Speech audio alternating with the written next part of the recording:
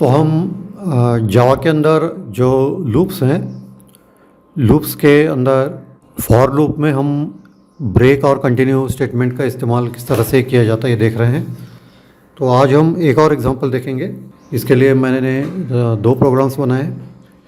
ये इस प्रोग्राम का कोड आपको मैं इस वीडियो के नीचे कमेंट्स बॉक्स में पेस्ट कर दूंगा, तो वहाँ से आप इसको डायरेक्टली कॉपी करके ब्लूजे के कंपाइलर में रन करके देख सकते हो। तो ये प्रोग्राम इस तरह से है। Find the sum of any two numbers for 10 iterations, import java.util.star। तो ये हमने जावा के सोर्स कोड से यूटिलिटी पैकेज को इंपोर्ट किया। उसमें हमें स्कैनर क्लास की ज़रूरत होगी हमारे प्रोग्राम के लिए। तो पब्लिक क्लास sum1 यह है प्रोग्राम का नाम, आप इसको जो चाहो लिख सकते हो। और curly bracket public static void में स्ट्रिंग आर्ग्यूमेंट्स और एक bracket scanner x equal to new scanner system dot in. तो ये स्कैनर एक्स क्या है? स्कैनर है हमारा क्लास, यूटिलिटी पैकेज से हमने लिया है। एक्स जो है ये object of the scanner class. X की जगह आप जो चाहो लिख सकते हो, ये एक वेरिएबल है। स्कैनर एक्स के जब हम स्कैनर एक्स लिखेंगे तो x becomes the object of the scanner class, और एक्स का इस्तेमाल हम जो स्कैनर क्लास के अंदर मेथड्स हैं उन मेथड्स को कॉल करने के लिए कर सकते हैं। तो इसलिए हमको पहले ऑब्जेक्ट बनाना पड़ता है और फिर new scanner in bracket system dot इन। जब सिस्टम डॉट इन हम लिखते हैं तो जो ये स्कैनर ऑब्जेक्ट है ये स्क्रीन से जो है इनपुट एक्सपेक्ट करता है, यूज़र से इनपुट एक्सपेक्ट करता है। और उसके बाद में हम 4 वेरिएबल्स लेंगे, integer variables a b c i, और for i is equal to 1, i is less than equal to 10, i double plus. तो 1 जो है ये i का हमने इनिशियल वैल्यू दिया, i is less than equal to 10 इसका कंडीशन है, और i double plus will be update. और ये फॉर लूप के अंदर हम क्या करेंगे, system out print enter 2 numbers, और हम यूज़र से 2 नंबर्स एक्सपेक्ट करते हैं। इसके लिए हमने इंटीजर वेरिएबल लिया a यहाँ पर, और x जो है स्कैनर क्लास का ऑब्जेक्ट है, और ये नेक्स्ट इंट जो है ये स्कैनर क्लास की मेथड है, x डॉट नेक्स्ट इंट। तो इस समय क्या होगा, पॉज हो जाएगा प्रोग्राम के अंदर। तो a is equal to x dot next int, इसके अंदर जो भी यूज़र इनपुट होगा वो a के अंदर स्टोर हो जाएगा, एक इंटीजर होगा, और उसके बाद में जो नेक्स्ट इनपुट होगा वो b के अंदर स्टोर हो जाएगा। तो ये जो इनपुट है, इनपुट दोनों आप जब एंटर करोगे तो या तो आपको स्पेस देना पड़ेगा दो इंटीजर्स के अंदर, या फिर एंटर प्रेस करना पड़ेगा। तो दोनों के अंदर कुछ स्पेस होना चाहिए। तो जब 2 इंटीजर आप यहाँ पे एंटर करोगे तो प्रोग्राम कैलकुलेट करेगा c is equal to a plus b, और फिर चेक करेगा कि c की वैल्यू 0 से कम है क्या, यानी ये निगेटिव नंबर है क्या।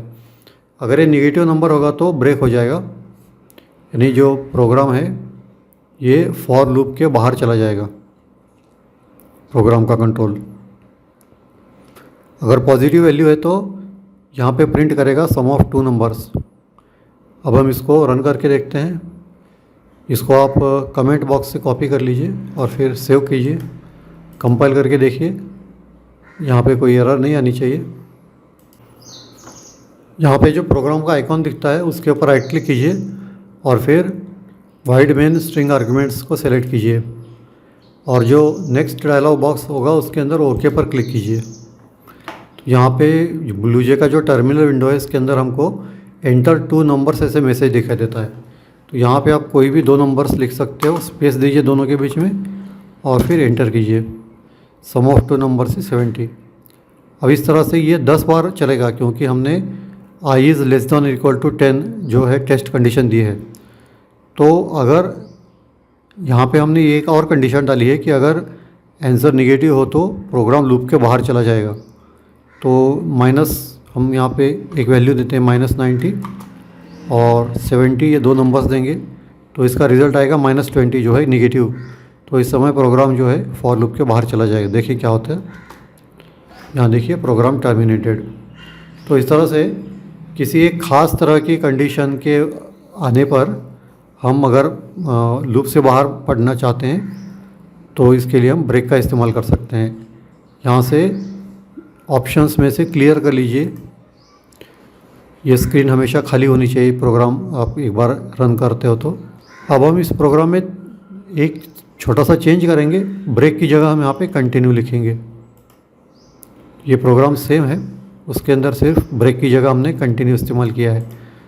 तब इसको हम कंपाइल करें और फिर रन करके देखें। एंटर 2 नंबर्स, 2 नंबर एंटर करके देखें तो यहाँ आएगा सम ऑफ 2 नंबर्स आ गया। और अगर हमारा रिज़ल्ट नेगेटिव आता है तो क्या होता है देखें, -90 और 50 का सम करेंगे तो होगा -40। अब यहाँ पे देखिए ये दोबारा कहता है कि एंटर 2 नंबर्स। अब मैं यहाँ पे दोनों नेगेटिव नंबर्स देता हूँ